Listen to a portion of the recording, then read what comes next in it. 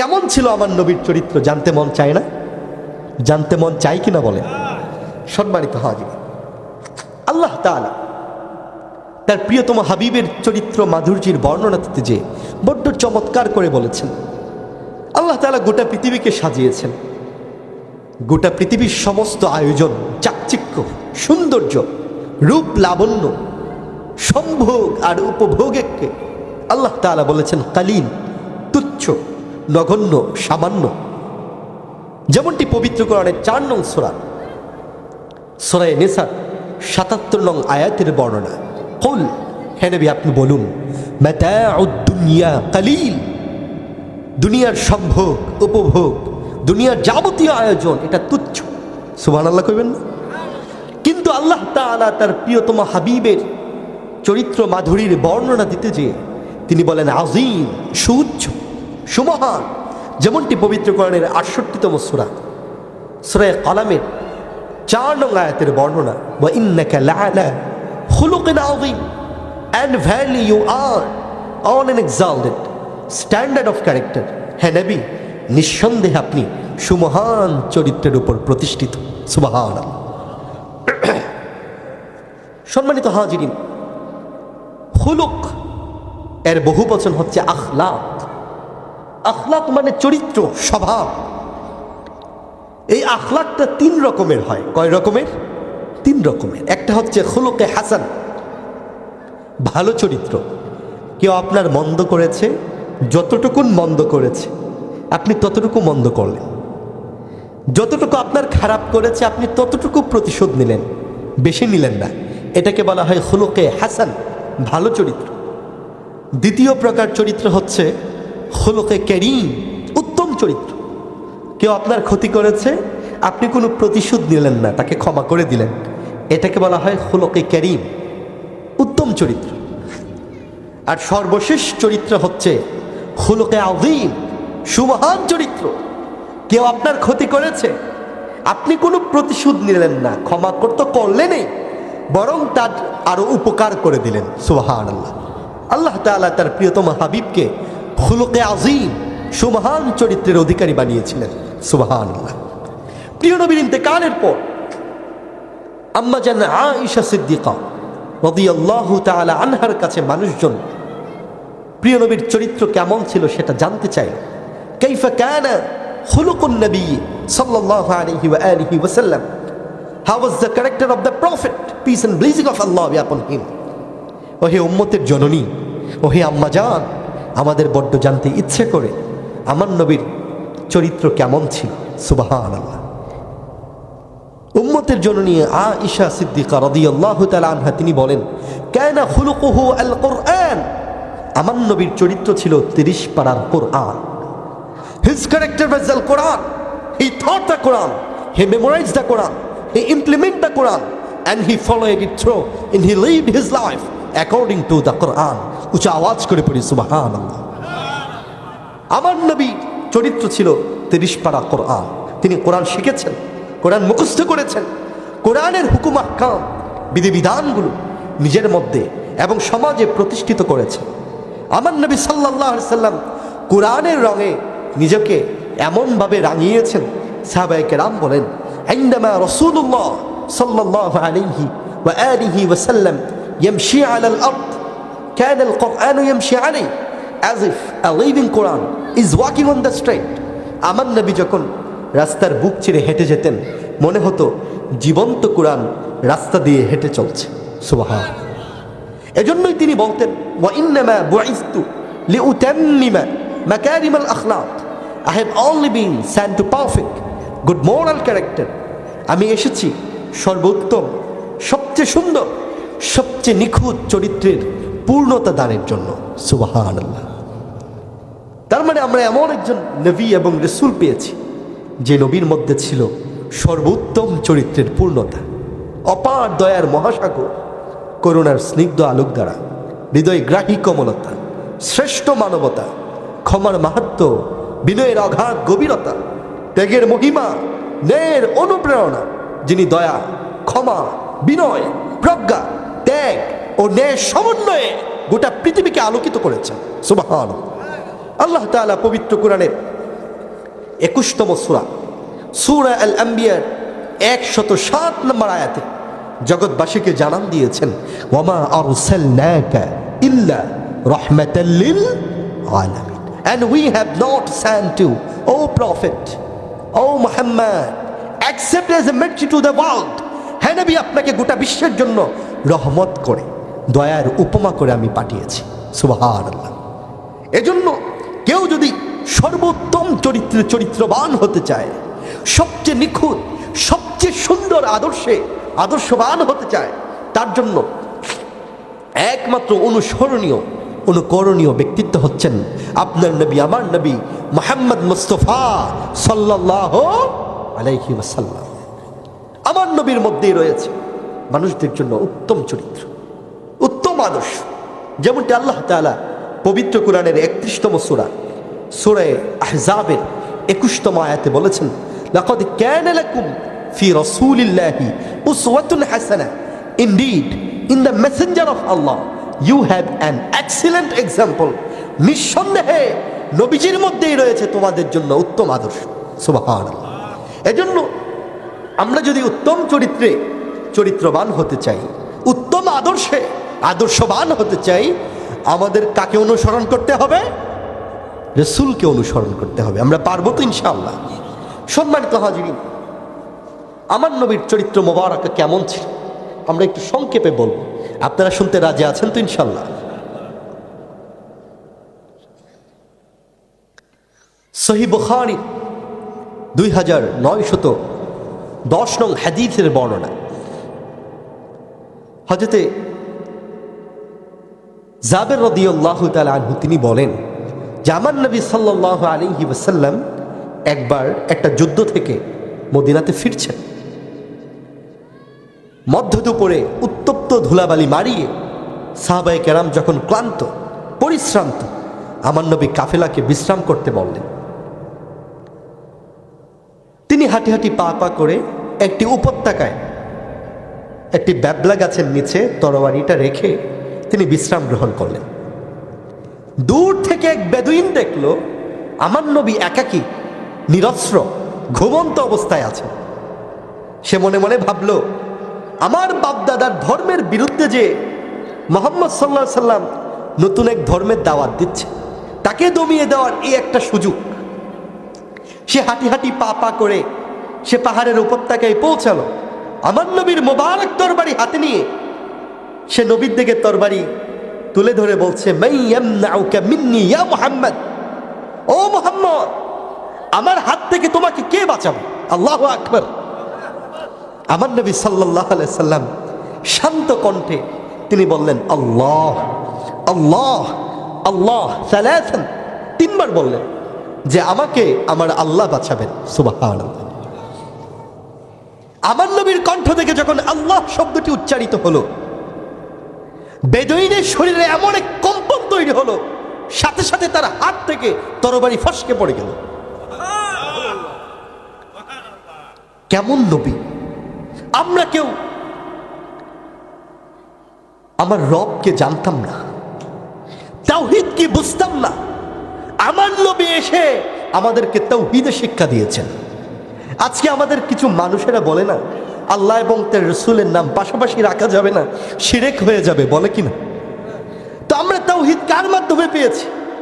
সূরা ইখলাসে আল্লাহ কি বলেছেন? কুল, হে নবী আপনি বলুন, আপনি জানিয়ে দিন, আল্লাহু আহাদ, আল্লাহ এক। যে তাওহীদের শিক্ষা পেয়েছি আমি আমার নবীর মাধ্যমে, ঠিক কিনা বলেন? সেই নবী যখন তাওহীদের মুর্শিদের নাম নিচ্ছেন, মুখ থেকে জবান থেকে যখন আল্লাহ শব্দ উচ্চারণ করলেন, বেদুইনের শরীরে এমন এক কম্পন তৈরি হলো, হাত থেকে তরবারি খসে পড়ে গেল। আমার নবী তরবারি আবার হাতে নিয়ে বলছে, মান ইয়ামনাউকা মিন্নি, এবার তুমি বলো আমার হাত থেকে তোমাকে কে বাঁচাবে? সুবহানাল্লাহ কইবেন না?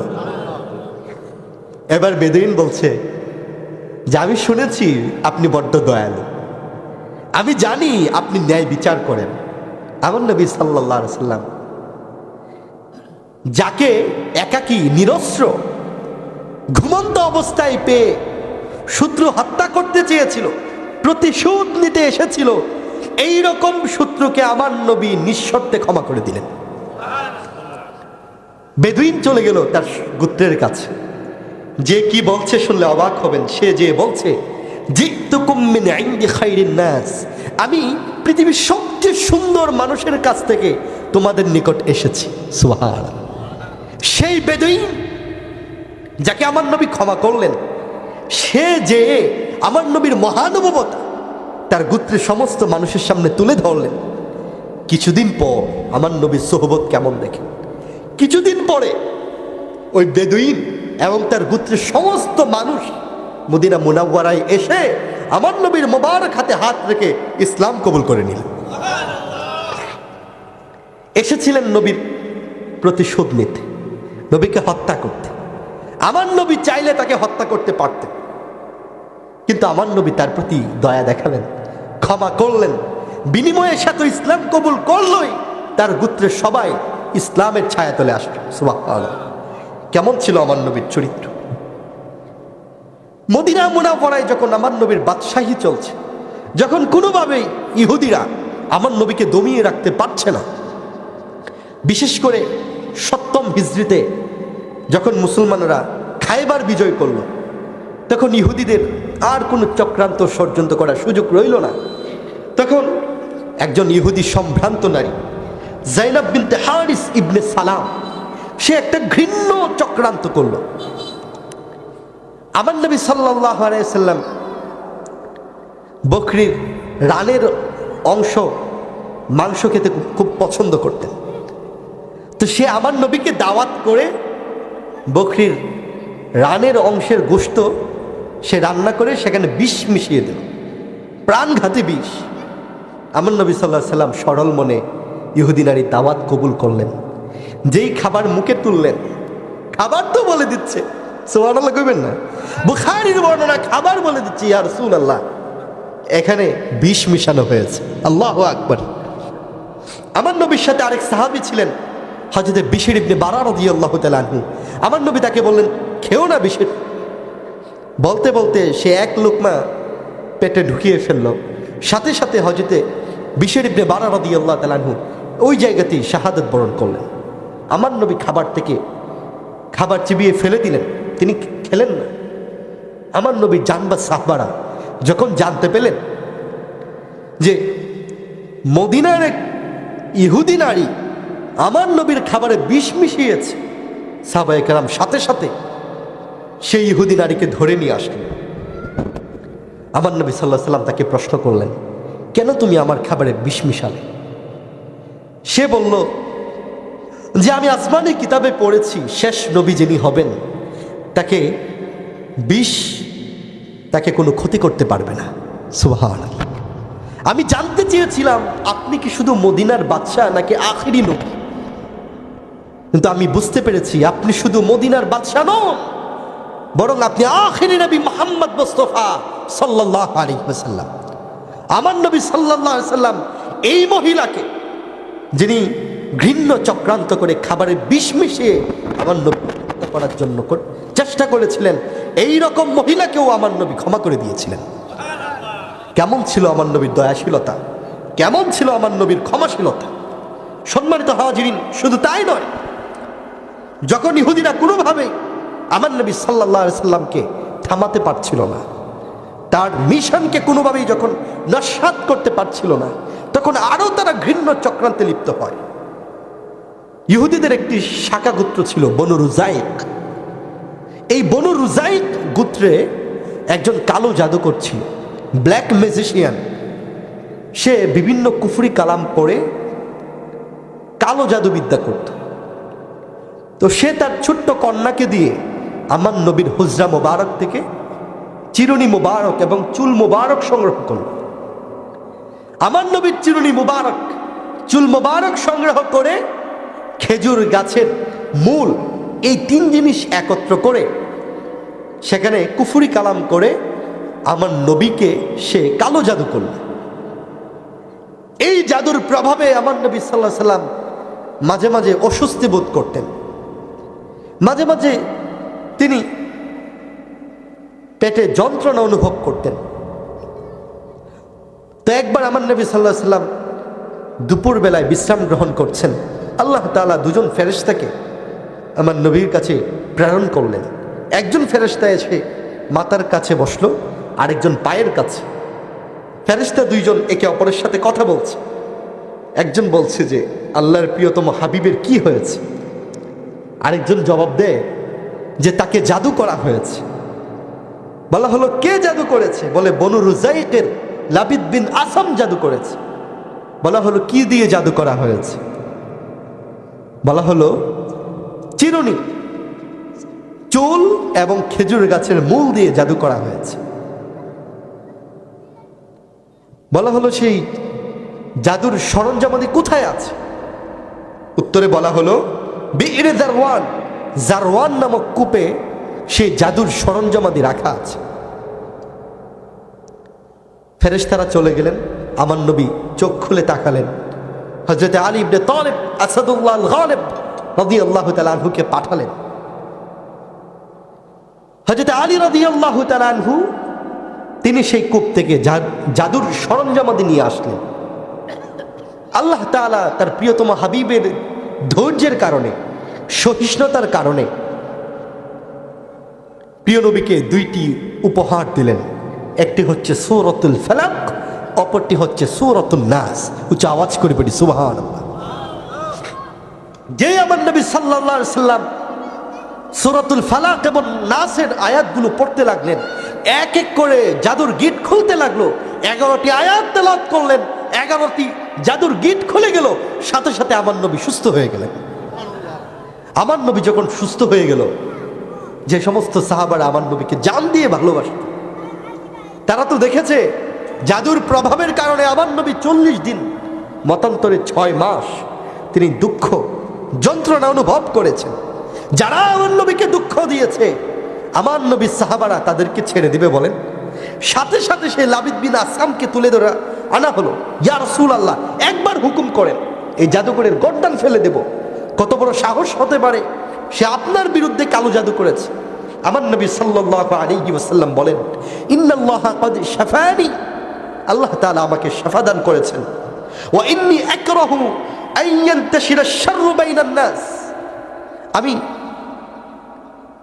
আমি চাই মানুষের মধ্যে মন্দ ছড়িয়ে না পড়ুক। এই জন্য যেহেতু আমি সুস্থ হয়ে গিয়েছি, তাই লাবিদ বিন আসিমকে আমি ক্ষমা করে দিয়েছি। সুবহানাল্লাহ।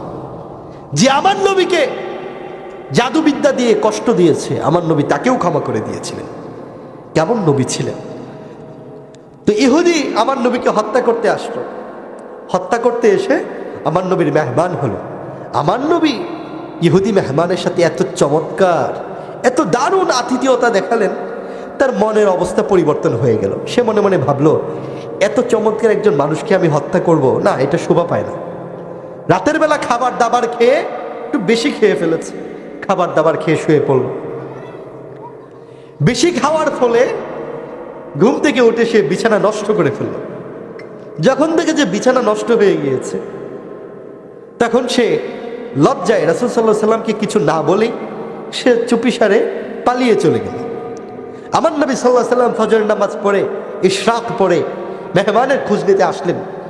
এসে দেখেন ঘর নোংরা হয়ে আছে, মেহমান নাই, মেহমান সে চলে গিয়েছে। আমার নবী দেখে খুব কষ্ট পেলেন, আফসোস করতে লাগলেন, হায় আফসোস, আমি মেহমানের সাথে ভালো আচরণ করতে পারিনি। যদি আমি মেহমানের সাথে ভালো আচরণ করতে পারতাম, তাহলে হয়তোবা মেহমানকে এইরকম কষ্ট করতে হতো না। এইরকম আফসোস করতে করতে আমার নবী সাল্লাল্লাহু আলাইহি সাল্লাম নিজেই সেই ময়লা আবর্জনা পরিষ্কার করতে লাগলেন। তো যিনি মেহমান ছিলেন সেই ইহুদি ভুলে তার তরবারিটা রেখে গিয়েছিল।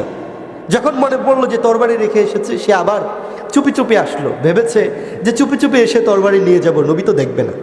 এসে দেখে আমার নবী সাল্লাল্লাহু আলাইহি সাল্লাম সে যে ময়লা নোংরা করে গিয়েছে, আমার নবী নিজ হাতে তা পরিষ্কার করছে। সেই ইহুদি যখন আসলো, আমার নবী তাকে দেখে তার কাছে যেয়ে বলছে, ভাই আমার, তুমি আমার মেহমান, আমি তোমার সাথে ভালো আতিথেয়তা করতে পারিনি, তোমার দেখভাল করতে পারিনি, তুমি আমার উপর কোনো অভিযোগ রেখো না, আমাকে ক্ষমা করে দাও। সুবহানাল্লাহ। যে ইহুদি আমার নবীকে হত্যা করার ষড়যন্ত্র নিয়ে, চক্রান্ত নিয়ে আমার নবীর ঘরের মেহমান হয়েছিল, সেই ইহুদি আমার নবীর আচরণে বিমুগ্ধ হয়ে তৎক্ষণাৎ আমার নবীর মোবারক হাতে হাত রেখে ইসলাম কবুল করেছে। কেমন ছিল আমার নবীর চরিত্র মাধুর্য! একবার এক ইহুদির সাথে আমার নবী কিছু লেনাদেনা করলেন। আমরা অনেক সময় লেনাদেনা করি না, মাল নিয়ে নেই, বলি যে টাকাটা আমরা এক সপ্তাহ পরে দেব, এইরকম লেনদেন আমরা করি না? ধরেন এইরকম একটি লেনদেন হলো, আমার নবী বললেন যে আগামী শুক্রবারে আমি তোমাকে টাকা দেব। ইহুদি মেনে নিলেন। আমার নবী মাল নিয়ে আসলেন। 2-3 দিন যেতে না যেতেই সোমবারে পাওনাদার আমার নবীর দরবারে হাজির। বলছে, মুহাম্মদ সাল্লাল্লাহু আলাইহি ওয়াসাল্লাম, তোমরা আব্দুল মুত্তালিবের সন্তানেরা বহু টাল বাহানা করো, তোমাদের কথা কাজের ঠিক নাই, নাউজুবিল্লাহ। তুমি আমার থেকে জিনিস নিয়েছো, টাকা কোথায়? আমার নবী বললেন, তোমাকে তো আমি বলেছি, আমাদের তো চুক্তি হয়েছিল যে আমি শুক্রবারে দেব, তুমি আজ সোমবারে কেন আসলে? তো সে বলছে যে না, এই মুহূর্তে তুমি আমাকে আমার টাকা বুঝিয়ে দাও। আমার নবীর সাথে হযরত ওমর ইবনে খাত্তাব রাদিয়াল্লাহু তাআলা আনহু তিনি ছিলেন। তিনি বললেন, ইয়া রাসূলুল্লাহ, আপনি অনুমতি দেন, এই বেয়াদবকে আমি একটু শায়েস্তা করি।